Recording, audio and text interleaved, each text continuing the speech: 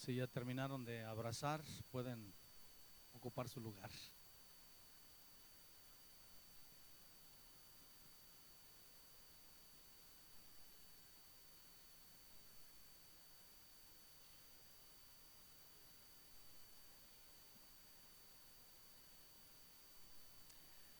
Voy a leer la palabra del Señor en el Evangelio según San Mateo, capítulo 19, versículos 13 al 15.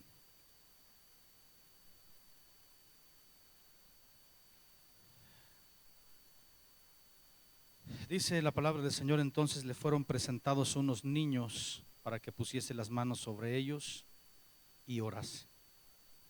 Y los discípulos les reprendieron. Pero Jesús dijo: dejad a los niños venir a mí y no se lo impidáis, porque de los tales es el reino de los cielos. Y habiendo puesto sobre ellos las manos, se fue de allí. América, quiero que estés aquí adelante, por favor, con tu bebé.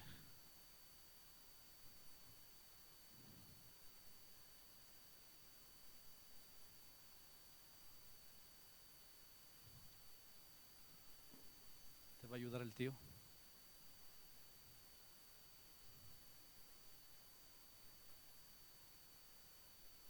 Nosotros no bautizamos a los niños porque la palabra del Señor no nos instruye a que lo hagamos. Y los presentamos ante el Señor porque la palabra del Señor nos instruye a que lo hagamos. Así de sencillo es el asunto. En el tiempo antiguo Dios pedía al pueblo de Israel que le consagraran los primogénitos. Y los primogénitos eran consagrados a Dios, solamente los primogénitos.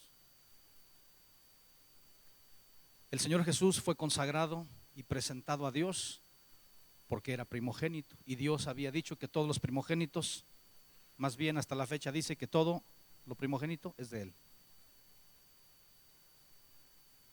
Pero aquí en este pasaje que leemos, en la apertura de nuestro Señor Jesús, ya no dice si son primogénitos, y también solamente los varones.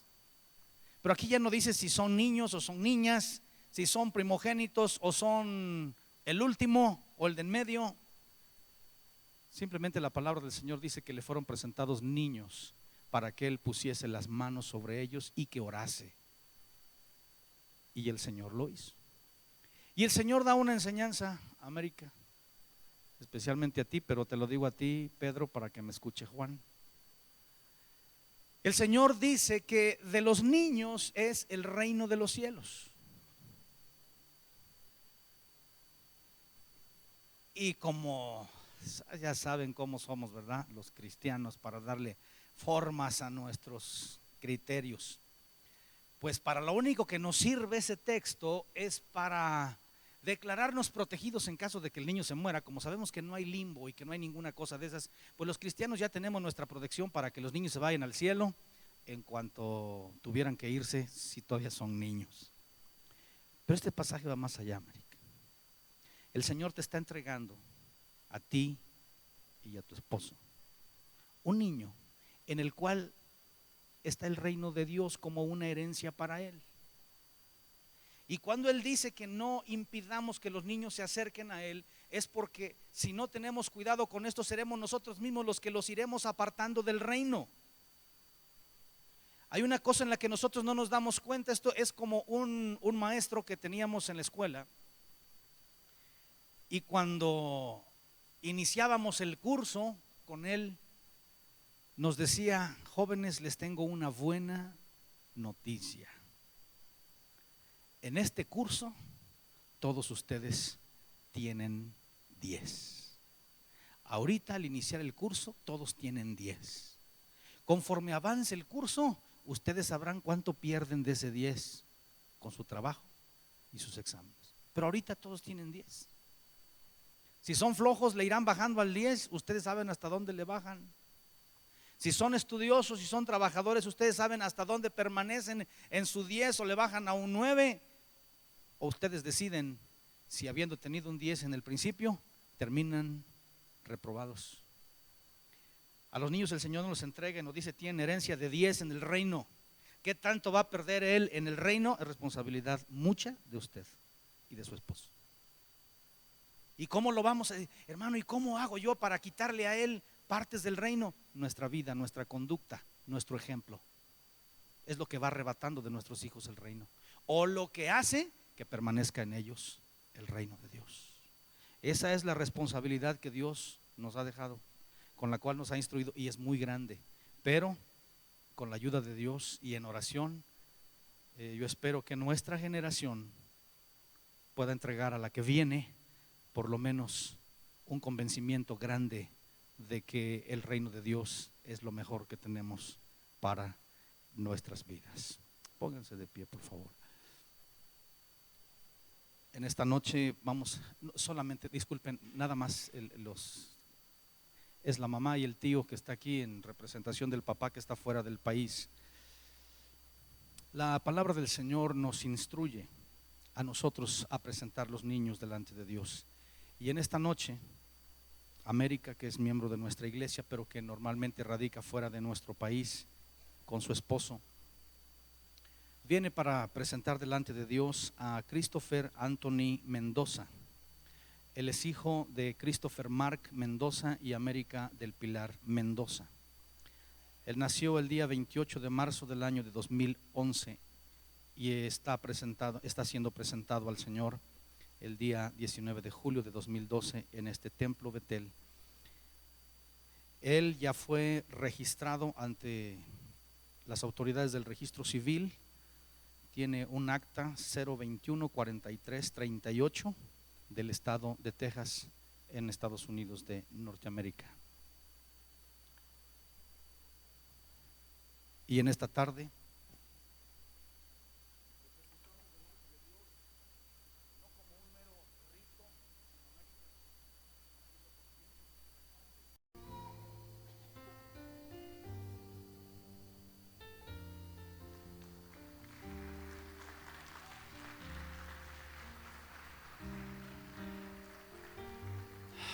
gloria al Señor. Quiero pedirles que abran su Biblia, por favor, en la segunda epístola del apóstol Pablo a Timoteo.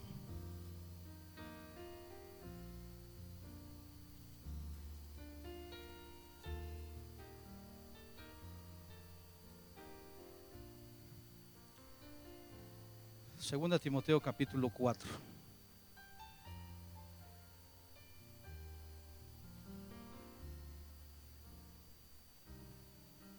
Vamos a leer 8 versículos. Quiero que ustedes lean 2 y yo voy a leer otros 2. Lean el 1 y el 2, por favor.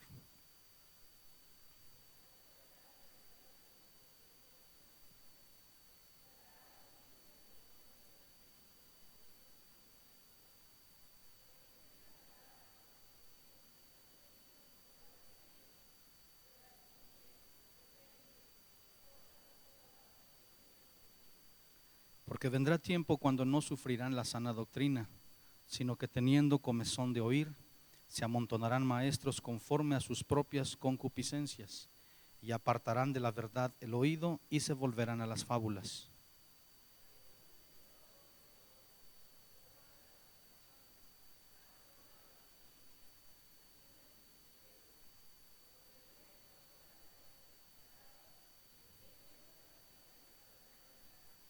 He peleado la buena batalla, he acabado la carrera, he guardado la fe.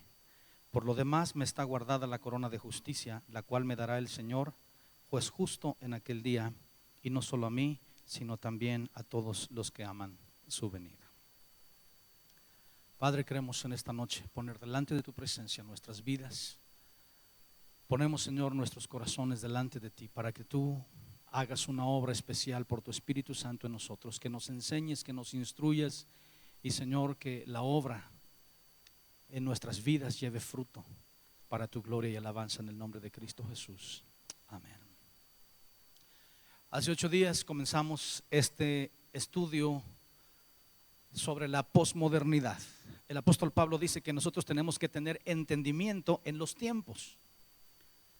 Y creo que la mayor parte de la gente en el mundo secular no se ha dado cuenta cómo hemos cambiado de una época a otra.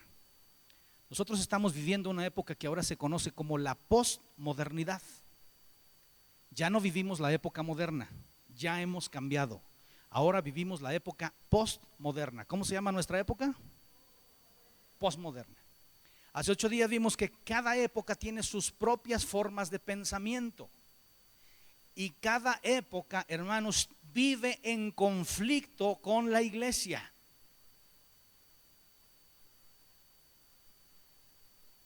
En algunos casos la iglesia logra mantenerse firme en lo que está, y en otros casos es absorbida por la corriente que domina en el mundo. Cuando la iglesia queda prácticamente insertada dentro de su cultura, asimilada en su cultura, la iglesia ha fracasado en la misión que Dios le otorgó aquí en la tierra.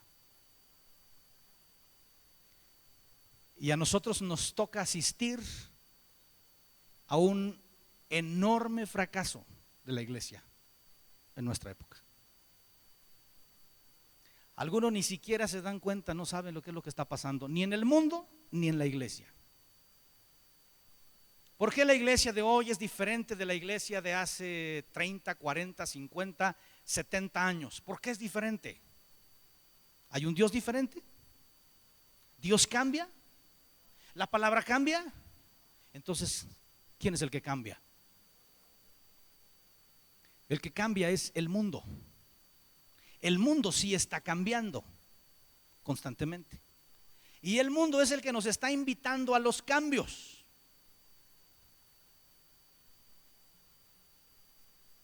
Hace 8 días vimos cómo la iglesia fracasó frente al imperio de Roma y no propiamente al área militar o al uso de la fuerza. Roma nunca pudo con el cristianismo. Siempre estuvo tratando de destruir, asesinando, echando a la gente a los leones, quemándolos, persiguiéndolos. Fueron casi 3 siglos que la iglesia vivió bajo una amenaza continua de los judíos primeramente y después del imperio romano. Pero ¿sabe qué? La iglesia crecía y de cualquier manera seguía multiplicándose a pesar de la persecución. Los mártires generaban más convertidos. Pero cuando la iglesia se mezcla, no con el Estado propiamente, sino con la religión del Estado o con las religiones del Estado, porque en aquel tiempo no solamente la mezcla fue con una, fue con muchas religiones. Los dioses que se incorporaron para esa mezcla, de la cual hoy todavía tenemos los resultados, todos los santos y vírgenes son incorporaciones de religiones paganas mezcladas con nombres de cristianismo.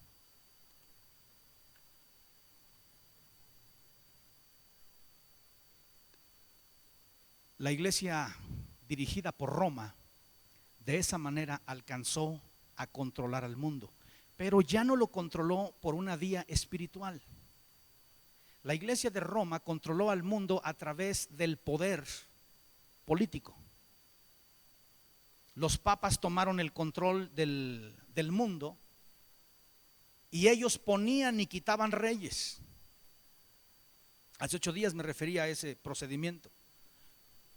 Hubo una guerra que se conoció en la historia universal y en la historia de la iglesia como la guerra de las investiduras. Si usted quiere consultar, busque información sobre la guerra de las investiduras y se va a encontrar usted que esa guerra consistía en quién pone a quién. Porque había emperadores que decían: yo pongo a los obispos. Pues y para eso yo soy el emperador. Y el papa le decía: no, yo pongo los emperadores. Y no nomás los emperadores, pongo a los súbditos, yo gobierno. Y finalmente, hermanos, a raíz de lo que hace 8 días yo les comentaba de la batalla entre Hildebrando y Enrique IV, la iglesia terminó tomando el poder y la autoridad. La iglesia controlaba a los reyes de la tierra y a los emperadores. La iglesia no solamente controlaba eso, la iglesia controlaba la forma de pensamiento de los seres humanos. No propiamente lo que la Biblia decía, sino lo que por ahí se mezclaba de pensamiento. Ustedes saben que antes de don Cristóbal Colón había ciertas teorías acerca de cómo era la tierra, ¿verdad que sí? ¿Cómo decía la gente que era la tierra? Plana. ¿Y cómo se sostenía?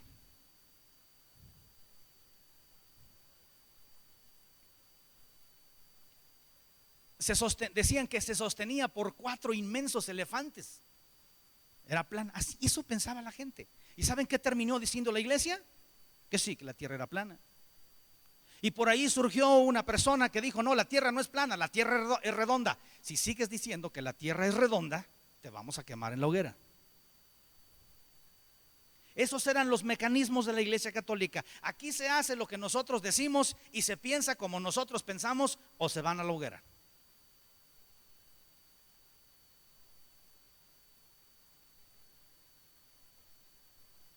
Ese mecanismo de pensamiento duró hasta que el hombre comenzó a pensar. Galileo se salvó de que lo quemaran porque negó lo que él creía. Tienes que negar que la tierra está fija. Él decía que la tierra se movía. Dice: no, la tierra está fija. Y él negó públicamente su teoría. ¿Para qué? Para que no lo mataran. Pero una vez que se bajó de allí, dijo: y sin embargo se mueve.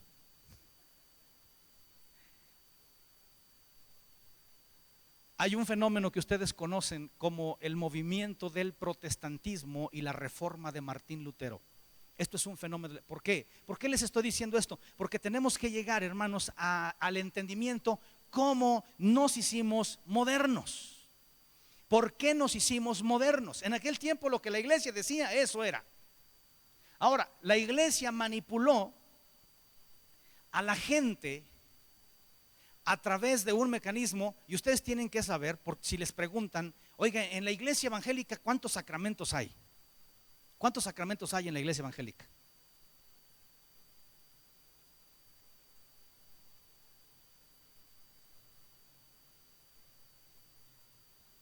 En la iglesia católica, ¿cuántos sacramentos hay? ¿Y en la evangélica? ¿Cuántos hay? Apenas escuché a un pastor decir que el sacramento de la comunión.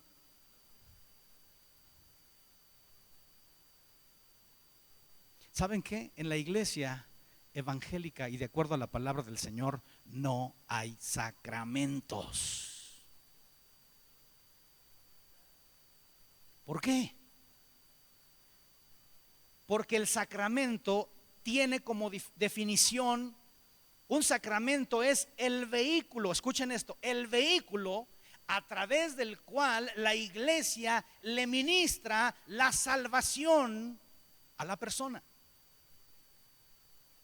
El ser humano nace ya con el estigma del pecado, lo que se conoce como el pecado original, lo que heredamos de Adán. Entonces la iglesia decía: el niño ya nace pecador, trae pecado original. Entonces hay que administrarle a través de un vehículo la salvación. ¿Qué vehículo nos sirve para administrarle la salvación? El bautizo. Entonces, traen al niño. Yo tengo ahora, ¿quién tiene el vehículo? La iglesia, el sacerdote. Él tiene el vehículo. Entonces le administra el vehículo del bautismo. Y ahora sí, los papás descansan. Y así se muere, no ir al limbo.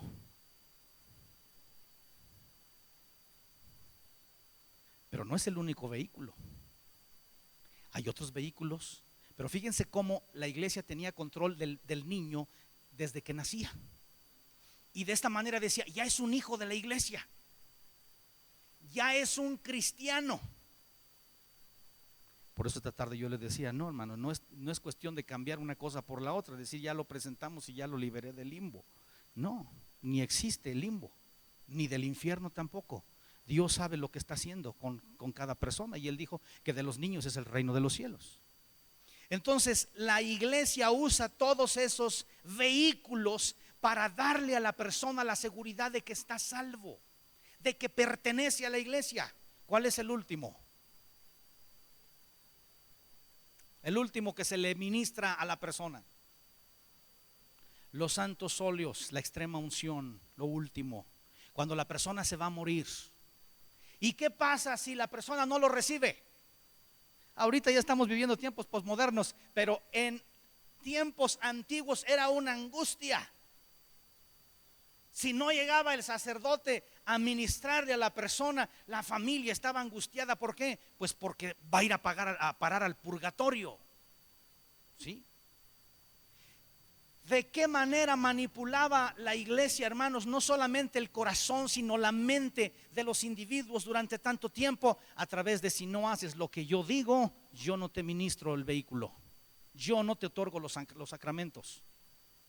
Y si no te los otorgo, estás fuera de la gracia de Dios. Y si estás fuera de la gracia de Dios, tú no vas a entrar al cielo, vas directo al purgatorio. Si te va bien, y al rato te saca la familia, pero si no, de allí te pasas a la sala principal. De esta forma, hermanos, la iglesia mantuvo el control sobre reyes y países durante mucho tiempo. Y a la gente se le obligaba a pagar misas para sacar las almas del purgatorio.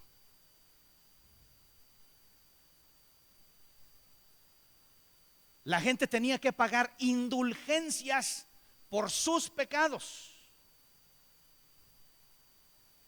Hasta que llegó una persona, heredero del remanente de la iglesia. Porque quiero que esto se quede bien claro en sus corazones: Dios siempre tiene remanente. En Israel siempre lo tuvo, y en la iglesia lo tiene hasta el día de hoy.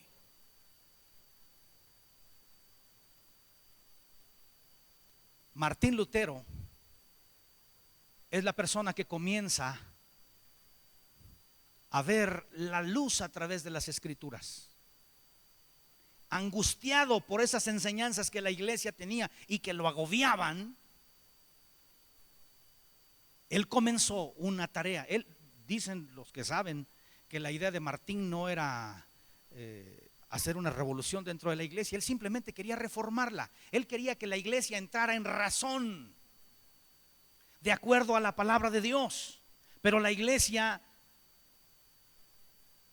dijo no. Ahora, la iglesia católica, o sea, lo que era lo único, porque no había más que lo que en ese tiempo se conocía como la iglesia, ellos también tenían controlada la palabra. La palabra de Dios no podía ser leída por la gente común. Así es que estaban controladas las artes, la ciencia, la Biblia, todo estaba controlado por Roma y la iglesia. Y Martín Lutero comienza a predicar, a enseñar en Wittenberg cosas que eran contrarias a lo que el Papa enseñaba. Él comenzó a enseñar primero que la salvación era por fe en Cristo. La sola fides, decía él, la sola fe. No se necesitan sacramentos, no se necesita pagar indulgencias para que Dios perdone nuestro pecado. La escritura, decía él, debe estar en manos de cada creyente. A Martín casi le cuesta la vida la traducción que él hizo. Él tradujo la Biblia al alemán para que su pueblo pudiera leerla, para que su pueblo tuviera luz y tuviera entendimiento. No les voy a dar toda la historia de la reforma, hermanos, pero lo que quiero decir es: esta luz de la palabra de Dios comenzó a iluminar el pensamiento de muchas gentes. Cada quien lo toma para donde quiere. Hubo personas que lo tomaron para su fe, para su relación con Dios, para su crecimiento, y otros lo tomaron para el enriquecimiento simplemente de la razón humana. Porque la palabra del Señor, hermanos, alumbra no solamente al espíritu, alumbra también el alma de las personas. Y hubo hombres que se levantaron con un nuevo pensamiento, con una nueva idea acerca de cómo es el mundo, cómo son las cosas. Y entramos en la época que se conoce como la Ilustración, o se inaugura la época moderna.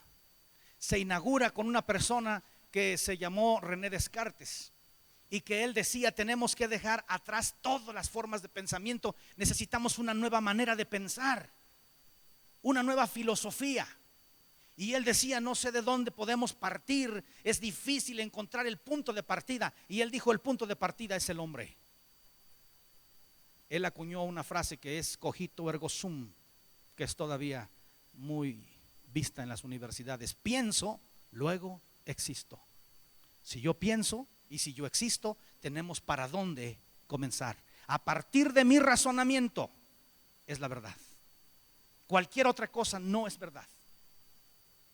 Y se inaugura la época moderna de pensamiento. Después va a venir Emmanuel Kant, escribió un libro que se llama La crítica de la razón pura. La razón, la razón, la razón, la razón. ¿Y a dónde nos va a conducir esto? Esto estamos hablando alrededor del siglo XVI, XVII.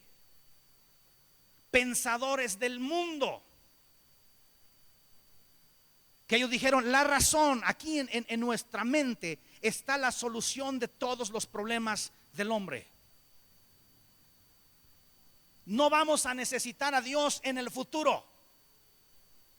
Nosotros, el hombre es bueno. Lo que pasa es que el hombre ha vivido en ignorancia bajo el dominio de la iglesia. El hombre vivió subyugado. Pero cuando el hombre se libere y su razón le pueda dar la capacidad de controlar todo el universo, entonces el ser humano encontrará la solución para sus enfermedades. El hombre va a encontrar la solución a los problemas políticos. El hombre va a encontrar la solución a las necesidades económicas del mundo. Y eso comenzó. Esa era la forma de pensar. Escuchen esto, era la forma de pensar del mundo. El mundo se ilusionó, se emocionó. Las universidades por todos lados empezaron a proliferar con esta nueva manera de pensamiento. ¿Saben qué? Era prácticamente una nueva forma de religión. La religión del mundo que no conoce a Dios. Y esto creció y creció. Estamos hablando que en el siglo XIX parecía que estaba llegando a su clímax el asunto de la razón. Ahora, el problema que tenía la gente en la época moderna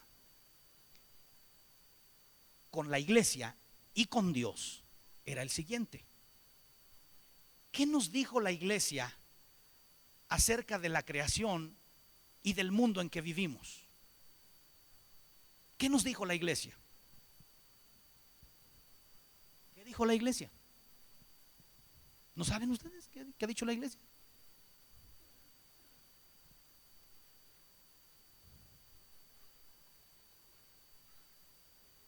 Que Dios nos creó, que Dios creó el mundo y Dios creó el universo, ¿sí o no? ¿No dice eso la Génesis y también la declaración? ¿Cómo se llama esto del que se da en el catequismo? El credo. ¿Qué dice el credo? Creo en Dios Padre Todopoderoso, creador del cielo y de la tierra. ¿Qué nos ha dicho entonces la iglesia? Que Dios es el creador y el dueño de todo. ¿Y qué va a decir ahora la razón? No, señor. Surge un hombre que se llama Charles Darwin. Y Darwin dice: Dios no existe. Nosotros somos el producto de la evolución.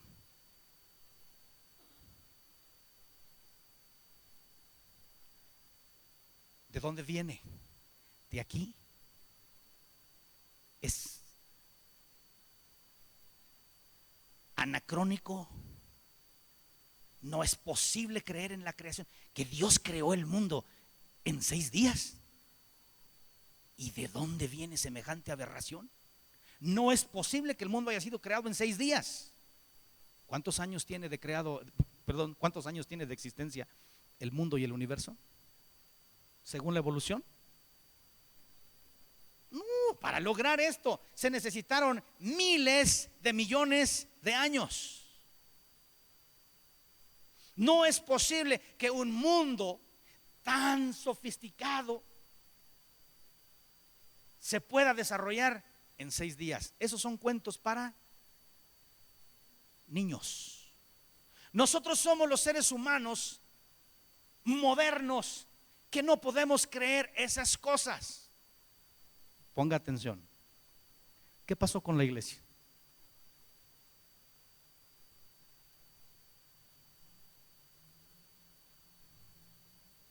¿Qué pasó con la iglesia?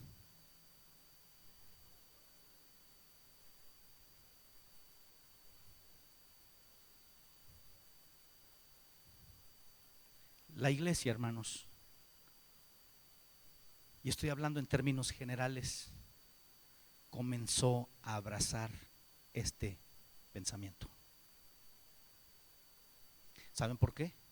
Porque esto estaba penetrando las universidades.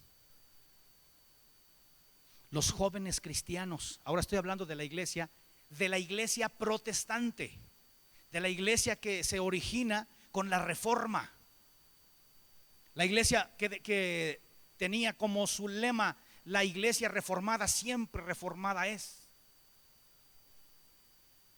Había que interactuar con el mundo moderno. ¿Y cómo interactuamos con el mundo moderno? Si yo soy cristiano y en la escuela me dicen que esto es de la evolución, ¿cómo puedo compaginar esto? Ahora, hermanos, no es fácil entender esto. Yo lo estoy dando de una manera de síntesis muy rápido. Pero en las grandes universidades en Alemania, especialmente en Alemania y en Suiza, los grandes pensadores cristianos dijeron: pues es que ya no podemos entender el mundo si no es de esta manera. Ya estoy hablando de fines del siglo XIX y principios del siglo XX. En Alemania, Rudolf Bultmann, y en Suiza, y también más tarde en Alemania, Karl Barth. Pensadores, hombres eruditos que dijeron: ¿y ahora? ¿Cómo entender? Y recuerden que esta es una serie por lo menos de 4, para que no se quieran comer el pan de un solo bocado. Después de esto, estos grandes pensadores y muchos alrededor de ellos dijeron: ¿cómo podemos entender la Biblia y hacerla que compagine con la ciencia? ¿Tiene lógica que una mujer pueda tener un bebé sin haberse juntado con un varón? ¿Tiene lógica? ¿Eso es lógico? ¿Cabe aquí en la cabeza? No. ¿Cómo puede ser eso? ¿Cómo puede ser que Dios vaya a crear el mundo en 6 días? Que esto no. ¿Cómo puede ser que una mujer virgen pueda dar a luz? No, ahí pasó otra cosa.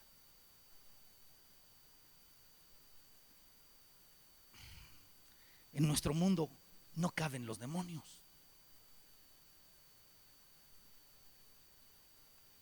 Pero la Biblia dice que el Señor Jesús sanó endemoniados. ¿Cómo lo explicamos?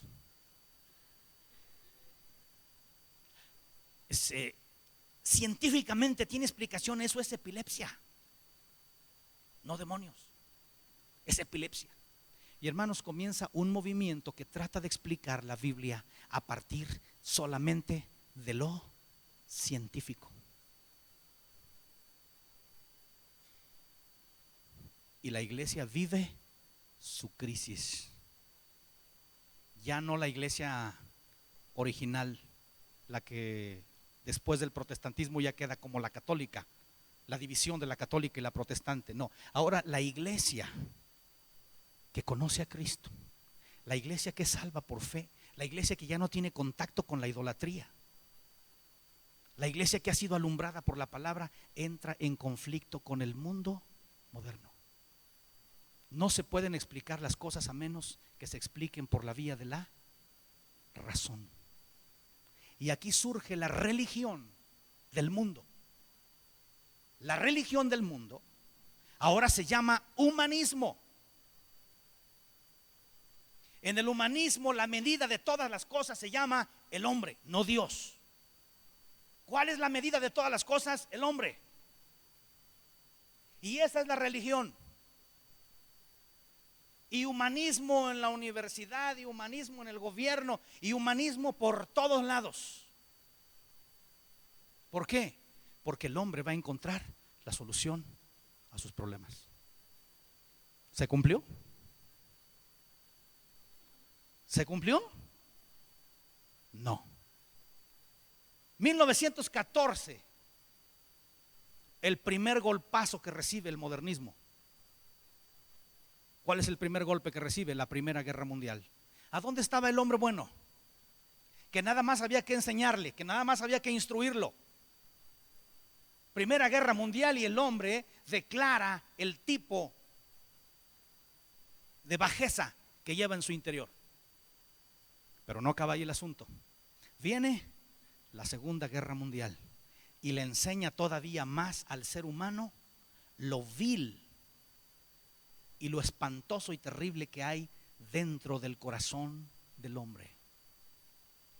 Y se comienzan, hermanos, se comienzan a debilitar esas ideas del mundo moderno, pero surge por ahí un nuevo brote que se llama comunismo y socialismo, el pensamiento de Marx, el materialismo dialéctico. Es parte de lo mismo, ¿eh? Un comunismo que de plano decía, es que hay que arrancarle a la gente la idea de Dios. El problema es que todavía hay muchos que siguen creyendo en Dios. Y de hecho, hermanos, desde el principio del Renacimiento y de la Ilustración, ¿sabe qué decía el hombre? ¿Sabe qué decían los grandes filósofos? El asunto de la religión en el futuro está destinado a morir. Y con la instauración del comunismo, ahora hay que arrancarlo por la vía de la violencia. Se prohíbe hablar de Dios en las escuelas. Las iglesias estarán bajo un estricto control. Los jóvenes de nuestra época ya no saben nada de esto. Ya no tuvieron contacto con esto. Pero hermanos, en la Unión Soviética hubo miles de gentes que murieron por causa del testimonio de Cristo en el conflicto con el comunismo. Hay que arrancarlo. Este es el nuevo sistema. El capitalismo fracasó. Ahora, dentro del mundo, hermanos, en que la iglesia se desenvolvía, hubo grandes avances en la tecnología, en la industrialización, y la gente decía, es que ahora sí, con las máquinas, la revolución industrial, vamos a tener un mundo mejor. ¿Qué pasó? Los ricos más ricos y los pobres más pobres. Fracasa el capitalismo y viene el comunismo. Y el comunismo sí resulta un éxito, ¿verdad? ¿Qué resulta el comunismo? Otro fracaso del famoso proyecto humanista.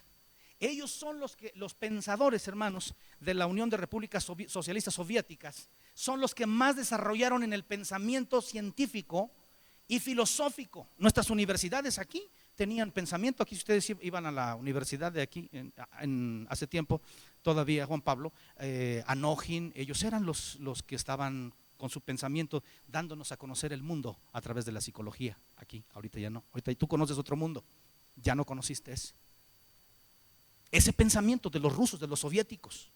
Ellos decían es que tenían una teoría del famoso reflejo anticipatorio de la realidad, cómo los seres vivos desde ser unicelulares evolucionaban hasta ser lo que nosotros somos hoy en día. Sus teorías.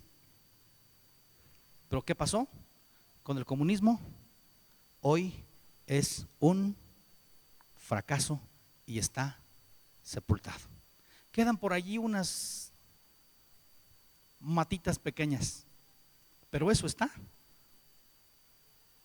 prácticamente liquidado. ¿Y cómo quedó la iglesia? La iglesia, hermanos, tuvo un avivamiento, al menos en el aspecto del pentecostalismo, a principios de siglo. El avivamiento del Espíritu. Pero es un avivamiento que poco a poco se vino enfriando. ¿Por qué? Porque los seminarios alrededor del mundo fueron impactados de una manera muy fuerte. Seminarios evangélicos. Los seminarios católicos prácticamente fueron arrasados con el humanismo. Metodistas, presbiterianos, bautistas, pentecostales no, porque no habíamos sido muy dados al estudio, pero las iglesias fundamentales, hermanos, fueron impactadas fuertemente por la corriente moderna, el modernismo. ¿Y sabe qué? Dio como resultado una iglesia frillona. No por ser potosino, no. Una iglesia a todo nivel, frilloncita. Los años 60, hermanos, marcaban el tiempo en que la iglesia ya había venido en declive. El avivamiento del pentecostalismo ya venía para abajo. Ahora, esto coincide a nivel mundial con el surgimiento ya práctico del postmodernismo. ¿Qué pasa con el modernismo? Fracasa. La época moderna fracasa. El corazón del hombre está vacío. La iglesia en cierta forma está como también como anhelando, como recordando lo que había pasado en la época del avivamiento. Y en el mundo va a surgir una nueva forma de pensamiento. Yo quiero que nuestros ojos estén atentos, hermanos, para que usted sepa que no podemos vivir sin darnos cuenta de lo que está pasando a nuestro alrededor. ¿O qué? O nos va a absorber y ni cuenta nos vamos a dar. El mundo comienza a ser sacudido. Las ideas de un pensador de nombre Martin Heidegger. Él decía: miren, jóvenes, ya no se hagan bolas. El existencialismo. Hay que ver las cosas desde el punto de vista de la existencia. Ya no se hagan bolas, ¿quién tiene la razón? Y el mismo pensamiento de Martin Heidegger aparece en las universidades alemanas, pero con Rudolf Bultmann. Y Bultmann dice: es cierto, del evangelio no importa si Cristo realmente murió y resucitó. ¿Qué es lo que importa? Lo que importa es que tu vida cambie. Mira, no te hagas bolas, porque hubo pensadores que decían: no, en realidad, ¿cómo una persona va a resucitar? ¿Nos cabe aquí la resurrección? ¿Cabe aquí? En la lógica, en la razón, ¿cabe la resurrección? No cabe. Cristo no resucitó. Son ideas que propagaron sus apóstoles porque estaban traumados después de haber tenido un gran amigo y un gran pensador y un gran maestro, y después de que se les muere, pues ellos quedan tan traumados que se lo imaginan, que lo ven y luego lo predican y la gente se los cree. Pero hay algo bueno en eso. ¿Qué es lo bueno? Pues que ese mensaje puede cambiar tu vida.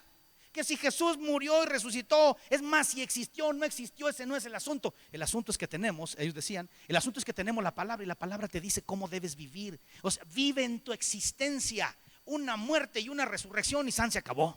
¿Cómo se llama eso? Existencialismo.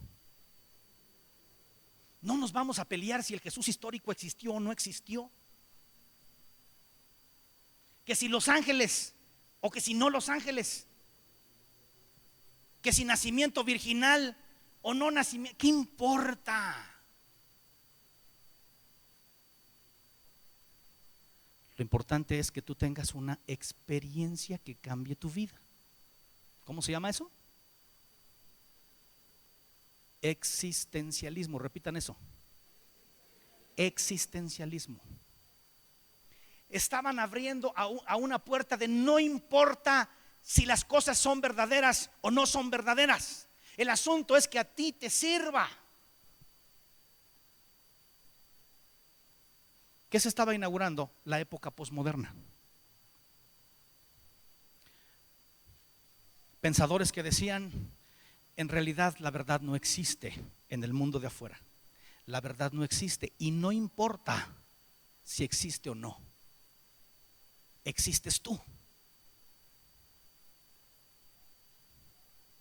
Y eso es lo que importa.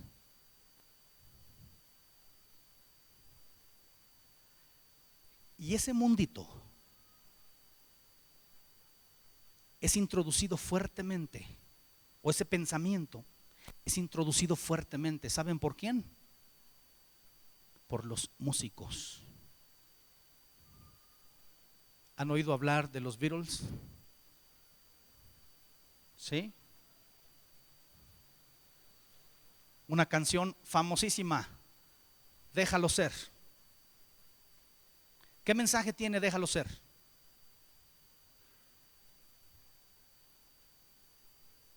¿Qué te importa la vida del otro? O sea, si para él así está bien, déjalo. Si para ti está bien eso, pues hazlo. O sea, deje que cada quien haga lo que le dé su gana. Vive. Pensamiento de esta música: vive y deja vivir. Esto parece sencillo, hermanos, pero este estilo de vida comenzó a permear toda la sociedad. Pensadores muy importantes, filósofos muy importantes, comenzaron a revolucionar el mundo con su manera de pensar. Ya no era Voltaire con su cinismo, no, ahora teníamos a Nietzsche,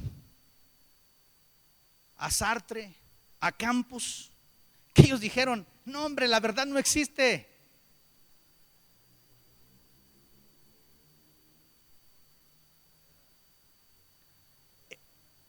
El anarquismo, la idea de cada quien, la verdad absoluta no existe.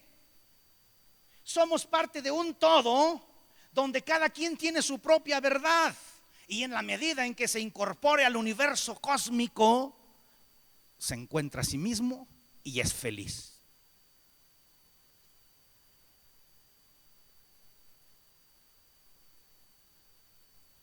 ¿Afecta a la iglesia? ¿Afecta a la iglesia? La verdad no existe, hermanos. Cada quien puede tener su propia verdad. Y usted va a decir: hermano, ¿y eso tiene algo que ver con lo que estamos viviendo? La iglesia contemporánea, hermanos, está viviendo tiempos de crisis. No les voy a decir en Estados Unidos, no, ya en nuestro país.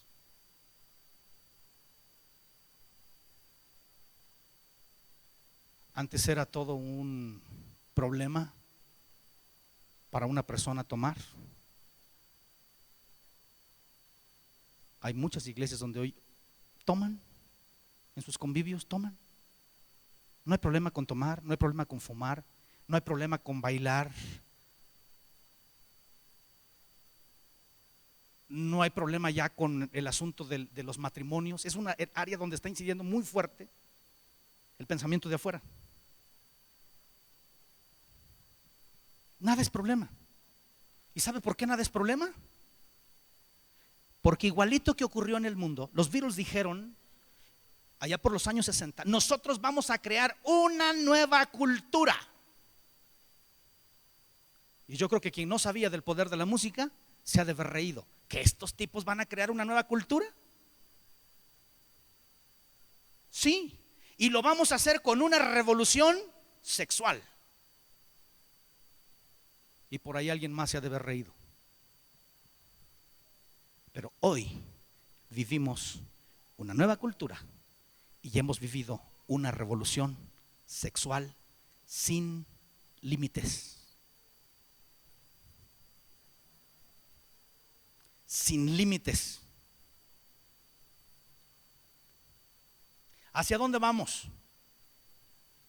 Es probable que el próximo jueves veamos el asunto de la nueva tolerancia. ¿Hacia dónde va el mundo? ¿Sabe qué es lo que está imperando ahorita?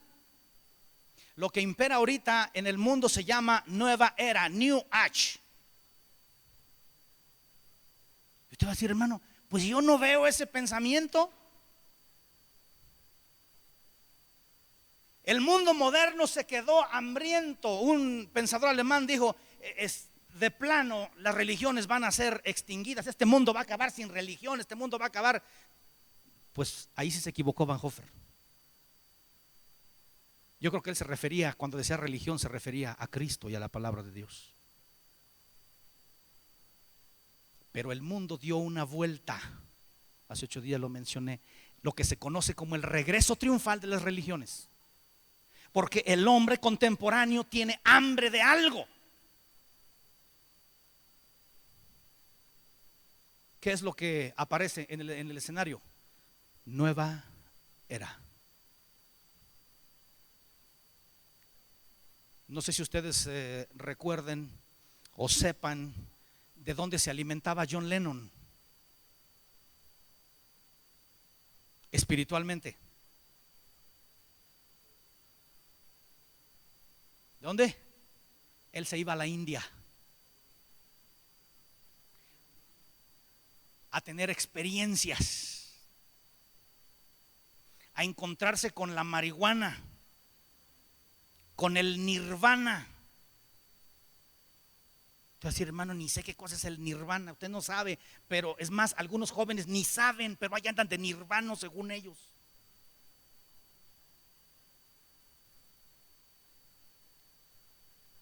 Toda esta música arrastró, hermanos, la meditación, las prácticas ocultas. El rock en todas sus expresiones abogó porque los jóvenes se involucraran en ocultismo. Y hace algunos años andábamos con que, mira, voltea el disco o el cassette al revés y vas a ver los mensajes que traen los Beatles, y vas a ver los mensajes que traen los Rolling Stones, y vas a saber los mensajes. Eso pasó rápido de moda. ¿Sabe por qué? Porque comenzaron a hablar de lo satánico, no al revés, al derecho. Se descararon en toda esa introducción de mecanismos y de satanismo al derecho, porque sabían que ellos ya tenían controlada a la juventud y que la nueva era había llegado y que ellos iban a mantener a la gente a como diera lugar. Ya no importaba, ya no había por qué ocultarse, ya no había por qué estar en el closet. El mundo estaba cambiando, pero ¿saben qué? La iglesia también estaba cambiando. De manera muy inocente comenzamos a copiar los modelos, y son cosas de las que yo le he pedido perdón a Dios. Yo estaba joven y no teníamos mucha luz ni entendimiento sobre estas cosas. Comenzamos a copiar los modelos musicales del mundo.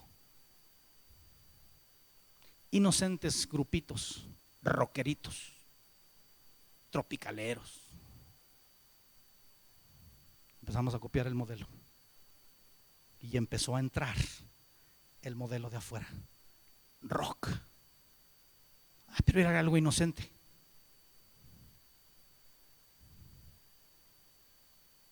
Hoy, hermanos, ustedes, y no se los voy a traer, ni les traigo la muestra por respeto, pero hoy dentro de la iglesia hay un mundo de música perversa gobernando la vida de la gente joven.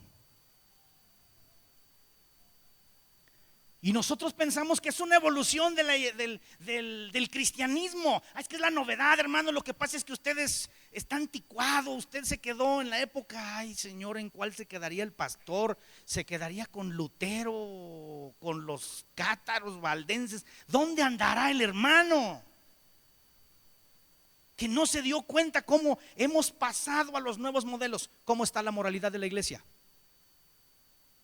¿Cómo está la moralidad de la iglesia? Así, hermanos. Ya no podemos decir, a nadie ya no se le puede decir a la gente, oiga, mire, me voy. Me voy porque en la otra iglesia me están esperando con los brazos abiertos. Les voy a leer, hay una persona que hizo un estudio sobre esto, a ver si les suena familiar. Aquí el único problema es que el relojito no nos deja trabajar. La iglesia, igual que el mundo, ahora el mundo ya no le preocupaba la razón. Ya no, razonar ya no. ¿Qué le preocupaba al mundo? Sentir. Por eso los nirvanas, y por eso anda la gente con que los chakras. Hasta hay cristianos que a veces dicen que van a orar para que las buenas vibras le lleguen al hermano. De veras, que las buenas, ¿qué tienen que ver las vibras, hermanos, con nosotros?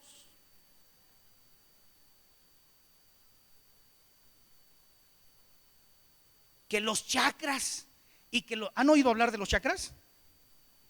¿Han oído, por lo menos han oído mencionar la palabra chakra? Karma. ¿Han oído hablar de los karmas? Eso es lo que el mundo anda. El yoga. Ahorita por donde quiera hay yoga. El Feng Shui. Una persona me dijo, oye, tú diseñas tus oficinas o tus cosas, las pintas bajo el Feng Shui. No, le digo, yo los pinto así como más o menos. Porque tienes más o menos la idea así que según. Ahora tenemos que pintar hasta con el Feng Shui. Eso está por todos lados. Y sobarle la panza al Buda para que a la gente le vaya bien. Y que tener 3 elefantes. Y que por cierto dicen que de los 3 elefantes que tengan para la buena suerte, uno debe ser robado, el otro debe ser regalado y el otro sí debe estar comprado. 3 elefantes que dice la gente para que tengan buena suerte. Nuestro mundo vive bajo esto. Hay que sentirse bien. Salud, dinero y amor. Y con eso está bien. ¿Qué más problema? Dios. Apenas supe de un deportista, no sé cómo se llama, pero es muy renombrado, es un futbolista de la selección de España, que vino a casarse a México. ¿Y saben cómo vino a casarse? Bajo el rito de los mayas. Imagine usted, es un europeo de la época moderna. No hubiera dicho que mayas ni que nada. Ni Dios ni existe. No, pues ahora en la nueva época, en la posmoderna, viene un tipo europeo aquí con mucha lana a casarse por el rito de los mayas. Porque los mayas están incluidos en este mundo, ¿eh?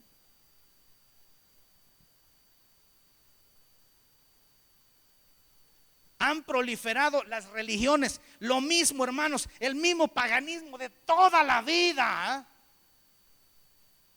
Desde el Edén hasta nuestros días, lo mismo, pero nada más revolcado, está presentado al mundo de hoy. Y entonces, ¿qué busca el mundo? El mundo busca sentirse bien. ¿Al mundo le importa la verdad? ¿Cuál verdad? A mí me importa mi mundo. ¿Cómo son los jóvenes de hoy?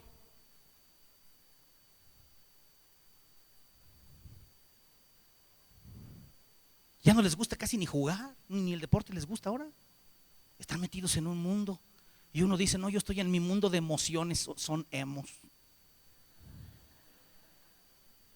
¿Verdad que va? Ahora ya no más falta que al rato tengamos la iglesia. Imagínense cuando pasen ustedes y la nueva generación llegue, el grupo de alabanza con emos.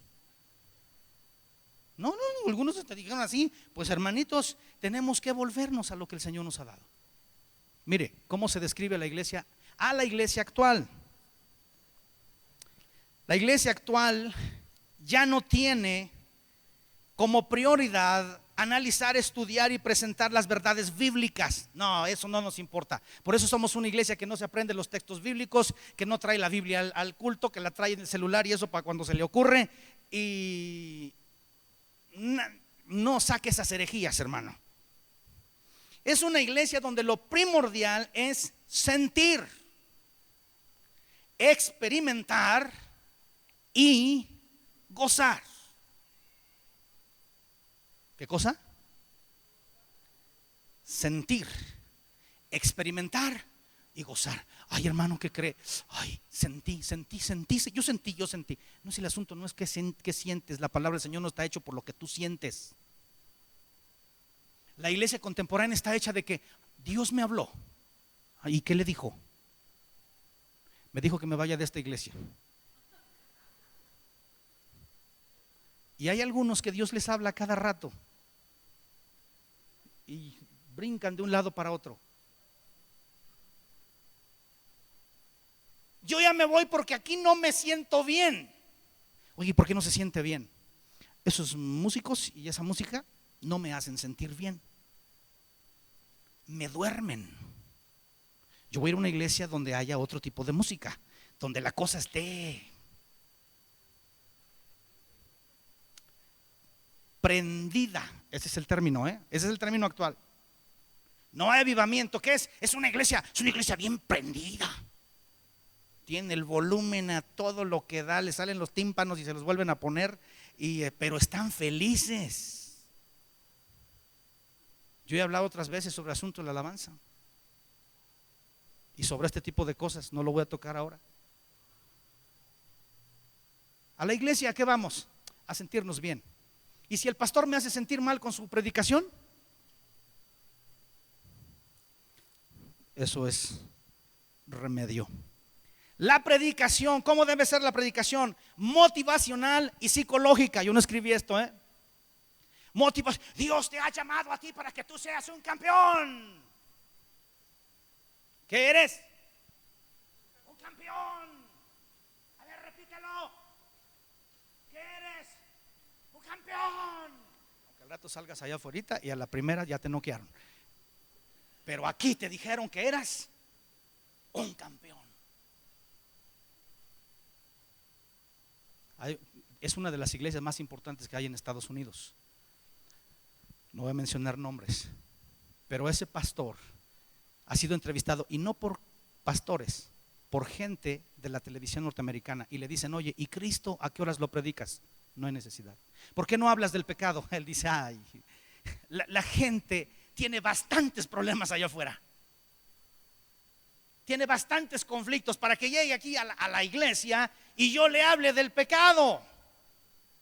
No, mi hermano, la gente ya llegó traumada. Yo no los voy a traumar más. Yo tengo que hablarles de que ellos son campeones. ¿Cómo debe ser la predicación bajo el posmodernismo? Motivacional y psicológica. Lo que tú necesitas es reconstruir tu autoestima. Y hermanos, el próximo jueves, con la ayuda del Señor, yo les voy a hablar esto.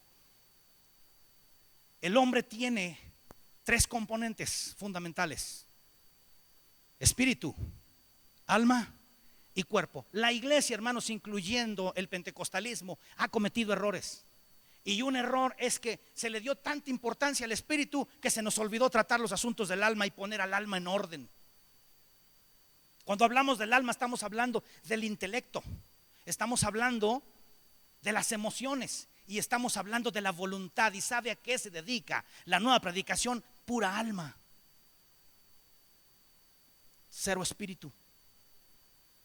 Porque el espíritu tiene la rectoría. El espíritu es el que nos va a decir: se camina por aquí y escudriña la escritura. ¿Qué tenemos en el espíritu, hermanos? En el espíritu tenemos la comunión con Dios. Es el espíritu el que nos va a redarguir, porque allí también está la conciencia y ahí está la intuición. Ahí está la capacidad que Dios nos ha dado para olfatear y para decir: esto no puede ir bien. Estas señales nos indican que la cosa no va bien. A eso se dedica el espíritu. ¿Y sabe qué? Eso no es la meta. La meta es las emociones, que se sienta bien. Por eso hay iglesias que ya son prácticamente empresas. Los feligreses vienen a consumir.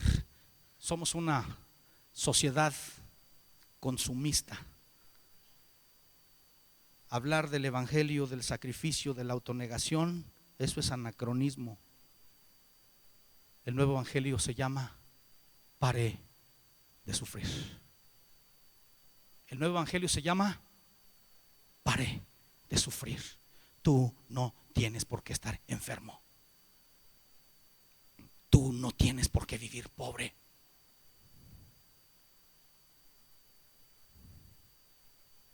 Tú no tienes por qué pasar angustias. Un Dios que te tiene que tener garantizado. Confiésalo y recíbelo. Nomás decláralo. Ahora ya les decía yo, viene la nueva. La nueva se llama decretos.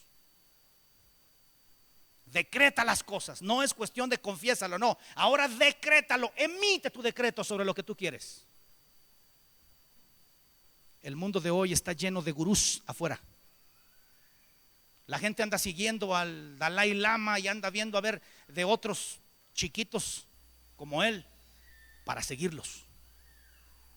Y andan viendo a ver quién me resuelve, quién me resuelve, quién me guía, quién me guía. Y parece que también la iglesia ya camina por allí. ¿Qué dijo el hermano fulano, el que sale en la tele? Pues hay que seguirlo, hermano. Mire, millones andan atrás de él. Donde él va, son miles de gentes. Hay que seguirlo porque donde él va, fíjese que sí se sana la gente. Y los que pactan por dinero con él, sí prosperan, fíjese que sí. Y se sanan.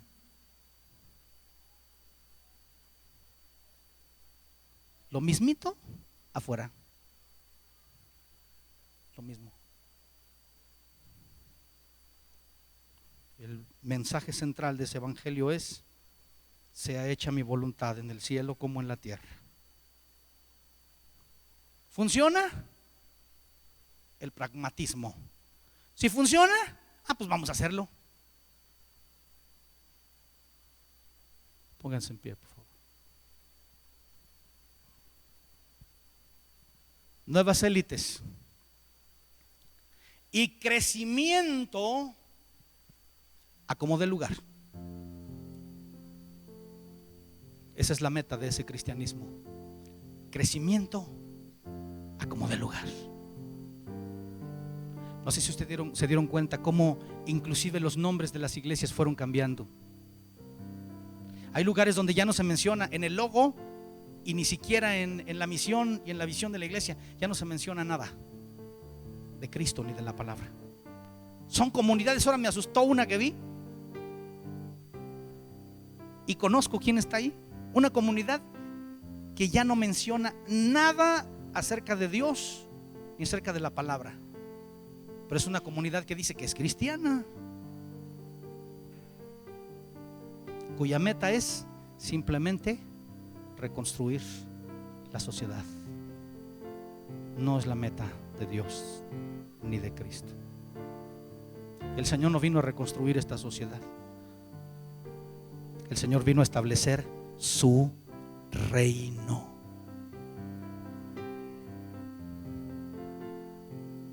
El instrumento no es autoestima, aunque los cristianos deben tener autoestima.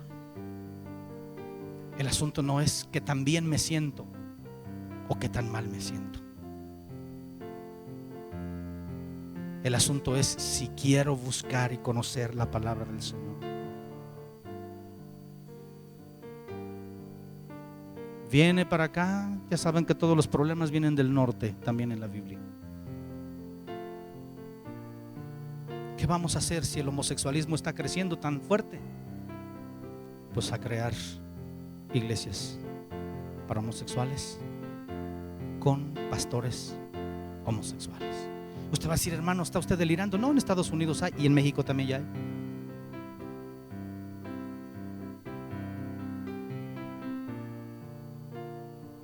Y debo decirles, sus hijos van a vivir un mundo, en la medida en que esto, que es posmodernismo, cobre su fuerza, la iglesia se va a enfrentar una vez más.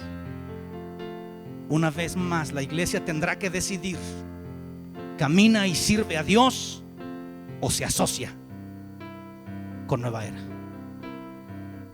Camina y sirve a Dios o se asocia con ese pensamiento de tengo que ser exitoso en este mundo a como dé lugar a un aprecio de lo eterno. La iglesia está otra vez frente al mismo desafío. No es juego. Algunos piensan a decir: hermano, pues usted está hablando porque usted está amargado. No, su pensamiento de usted porque es anacrónico. No es cuestión de si es anacrónico, hermano, si es asunto mío o no es asunto mío. Es asunto de que si la palabra del Señor y el reino van a continuar estableciéndose aquí en la tierra, o si vamos a continuar aceptando todo lo que el mundo tiene y ser una iglesia que se siente bien, que está bien, pero en medio de la cual el Señor no habita. El apóstol Pablo, siguiendo el pensamiento del capítulo 3, le dice a Timoteo: te encarezco delante de Dios y del Señor Jesucristo, que juzgará a los vivos y a los muertos. Todavía tenemos que tener presente que Dios va a juzgar en su manifestación y en su reino. Que prediques la palabra, que instes a tiempo y fuera de tiempo, redarguye, reprende, exhorta con toda paciencia y doctrina, porque vendrá tiempo cuando no sufrirán la sana doctrina, sino que teniendo comezón de oír, se amontonarán maestros conforme a sus propias concupiscencias, y apartarán de la verdad del oído y se volverán a las fábulas. Pero tú sé sobrio en todo, soporta las aflicciones, haz obra de evangelista, cumple tu ministerio. Todavía tenemos la instrucción de la palabra del Señor. Todavía. Y qué bueno que usted sepa si usted está en esto, ¿qué hace? Y sepa si está fuera, ¿qué hace? Porque si usted sabe, hay esperanza. Dicen por ahí que esto será algo implacable. Esta nueva corriente del mundo será implacable con aquellos que la ignoren o que la obedezcan, o las dos cosas. Destruirá los fundamentos hasta la médula. Pero si lo sabemos y le decimos: Señor, queremos estar en ti, habrá bendición. Y nos vamos a poder presentar delante del Señor y decirle: Señor, gracias. Padre amado, gracias en esta noche. Dios, gracias, porque no nos dejas, Señor, sin luz. No dejas, Señor, nuestra vida a oscuras. Tú has puesto, Señor, a través de tu Espíritu Santo y a través, amado Rey, del Espíritu en el hombre, la capacidad de entender. No entendimiento, Señor, según la lógica y la razón del mundo, sino el entendimiento que viene de Cristo, que viene de nuestro Padre. El entendimiento del Espíritu Santo revelando a nuestras vidas y a nuestros corazones tu gracia y tu misericordia. Amado Rey, no es asunto de nuestros gustos, no es asunto, amado Salvador, de nuestras preferencias, no es asunto de caprichos humanos. Es tu palabra y es tu Espíritu todavía quien tiene anhelos de brillar en medio de nuestras vidas y en medio de nuestra generación. Amado, gracias. Gracias por tu palabra. Ayúdanos, Señor. Trae a nuestros corazones redarguir la fuerza de tu Espíritu Santo, Señor amado, para buscar tu rostro, para buscarte a ti, y Señor, para decidir servirte a ti. Es el tiempo otra vez. Yo y mi casa serviremos a Jehová. Amado Rey, todavía tu palabra es la verdad. Todavía Cristo es la verdad. Todavía nuestro Padre Celestial es la verdad. Y todavía, Señor, tienes la autoridad aquí en la tierra. Amado, podemos pedir una vez más: venga tu reino, Señor, y que se haga tu voluntad, como se hace en el cielo, también que se haga aquí en la tierra. En el nombre de Jesús, nuestro Señor y nuestro Salvador, a ti la gloria y la honra. A ti la alabanza por siempre, amado. A ti, Señor amado, gloria, honra y alabanza por siempre. Aleluya.